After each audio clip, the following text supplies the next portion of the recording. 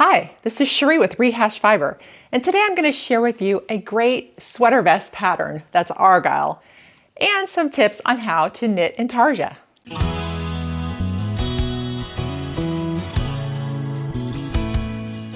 Welcome everybody. I have here this sweater vest for you. My college-age daughter asked for one, so I thought it was really fun how fashion trends recycle and sweater vests are back in with the younger crowd. So we found the pattern in Vogue Knitting, winter 2018-2019. She chose the colors, and I went to Four Pearls in Winter Haven because they have Emma's yarn there, and there is every color you can think of Emma's yarn in multiple weights.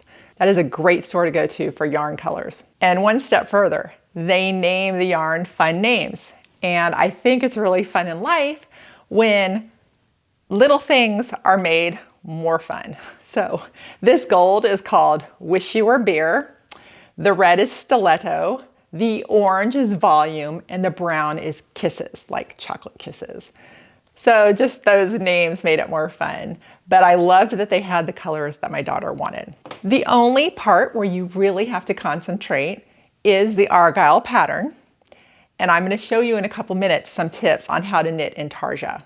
But as far as the rest of it, the back is just the solid, and that's very easy. It all goes very quickly. I used a size 8 needles for the main part of the body and the DK weight yarn. This is a size small.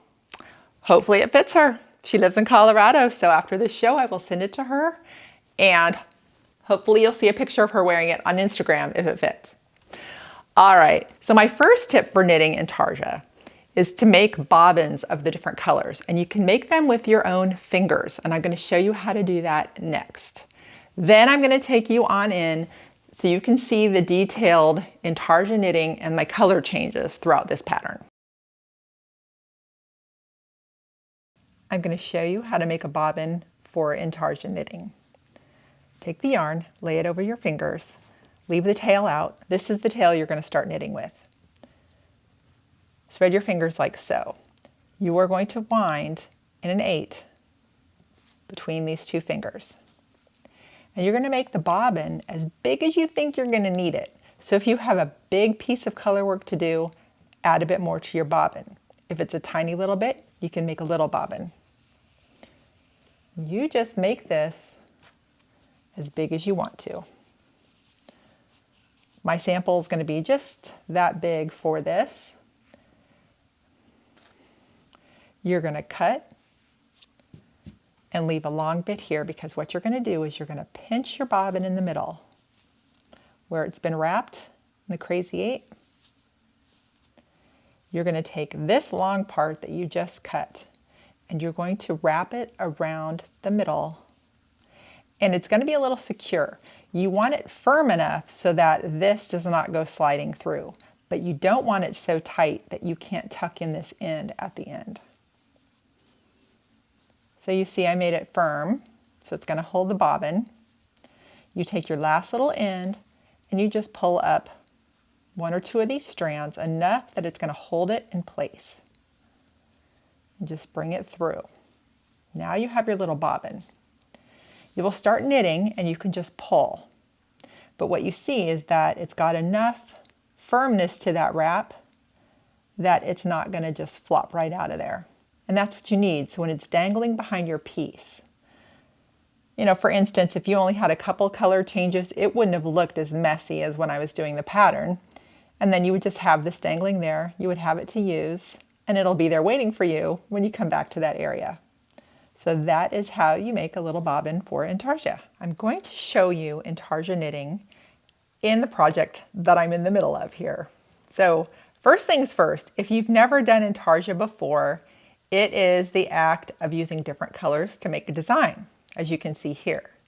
Now, in your pattern, you will get a grid that will tell you which colors to use on which stitch. Each block is a stitch.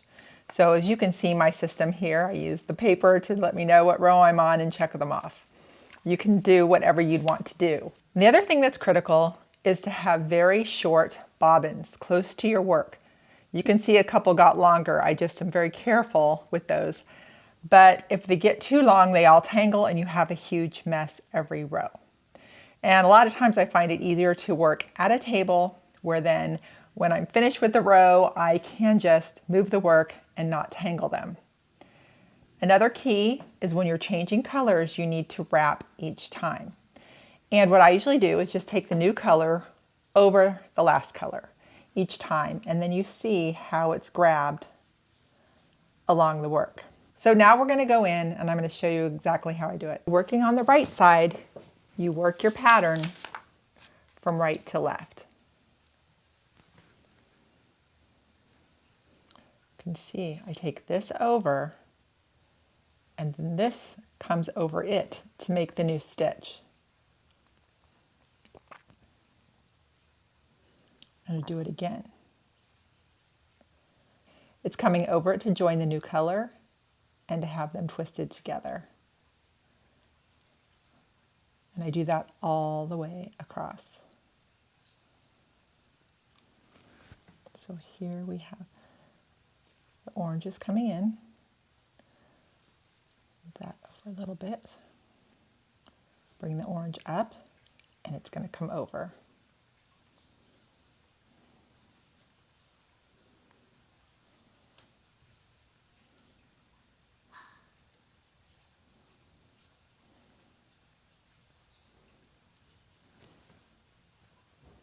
I have to switch colors here.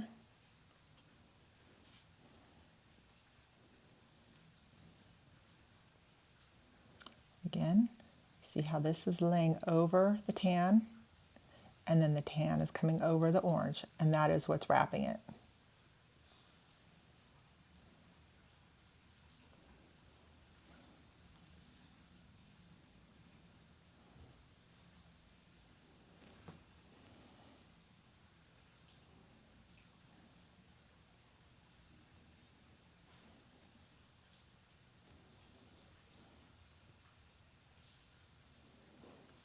We're going to go all the way across that way.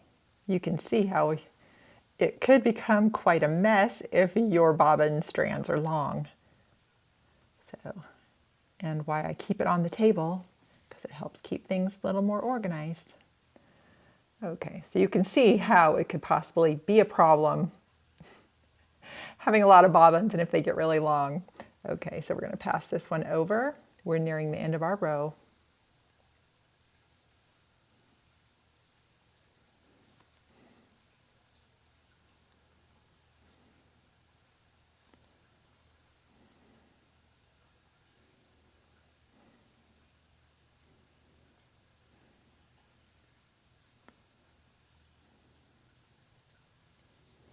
You see how it's crossing over that one to wrap it in.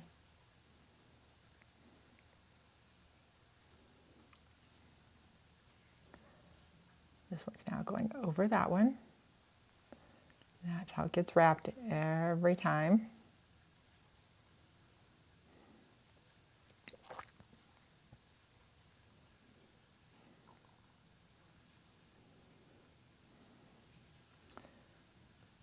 So that's it for the right side.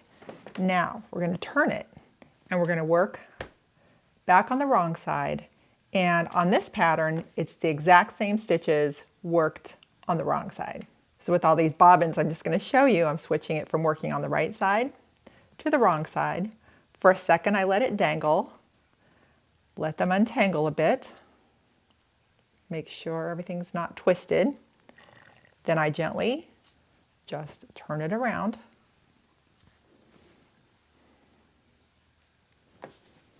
And now we're ready to work on this side. And now we're purling across.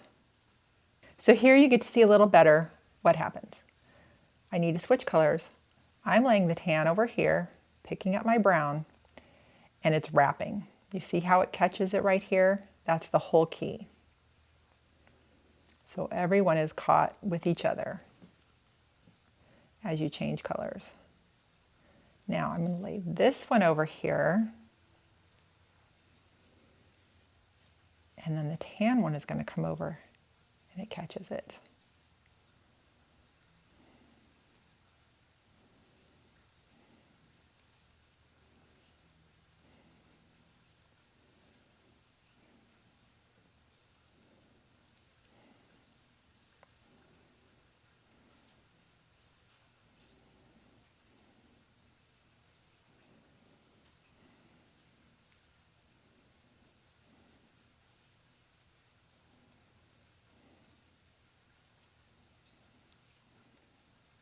So we're nearing the end of this row, completing the wrong side. Every time I complete a row,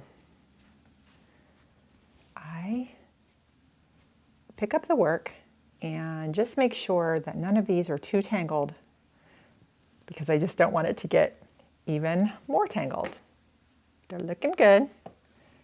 And then ready to flip for the front side. I just pull these out and we're ready to go again. So there you go. You get a good glimpse of what it's like. And the key thing is to keep your bobbins short and close to your project you're working on.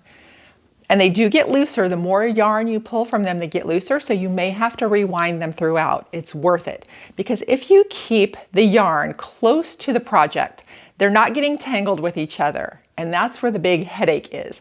Because when you have multiple bobbins going across, and by the time you're done with that row and turning, it's all messed up, that slows you down and that creates frustration. So keep them nice and tight and close to the project, and that will help you keep organized. So it was very enjoyable to do and went rather quickly. So I hope you visited your local yarn store last Saturday, and I hope you had a great time. I was the guest at Fiber Art Gallery in Inverness, and it was extremely fun. Jane had asked me in advance to bring some items she knew I had made in the past that were either just very interesting or complicated or whatever that other people would be interested in. And so she had me bring those and lay those out for folks to look at. And it was great. We could just share in that. But what was really, really fun for me is meeting all the ladies and some people from other states. And we get lots of travelers coming through Florida. It's a big RV state, so people come and stay in the winter. So some people were people that, are always on the go with their campers but are staying here. It was just great. We got to talk projects. I got to learn a couple new things. They were starting the knit along that started on that day. I did not partake just because of my very lengthy lineup of other projects, but it looked so fun and I was so tempted. So for all of you out there that started that knit along, way to go, starting off with the beads, and it just looked cool. So in Inverness, if you come to Florida and you're inland in the state, definitely check it out. Great historic downtown, lots to do there. Go to Fiber Art Gallery in the grand old Masonic building. And I mean, you know it as soon as you walk through the doors with the creaking of the wood floors. And I like to walk up the steps, and high ceilings, big windows, and Jane's Fiber Art Gallery, yarn everywhere. So it's worth checking out that town. And if you're outdoorsy, there are 3 state parks and a national forest and lots of waterways. So it's a Florida treasure worth checking out.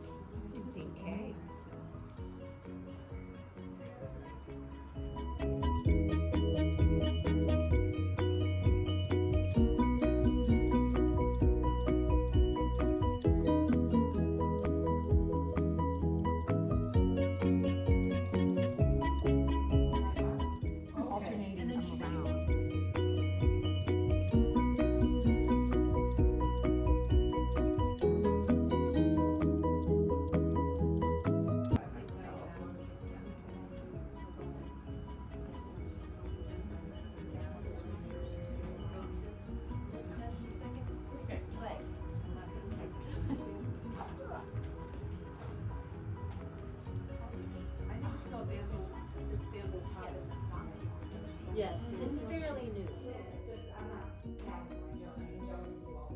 You can too.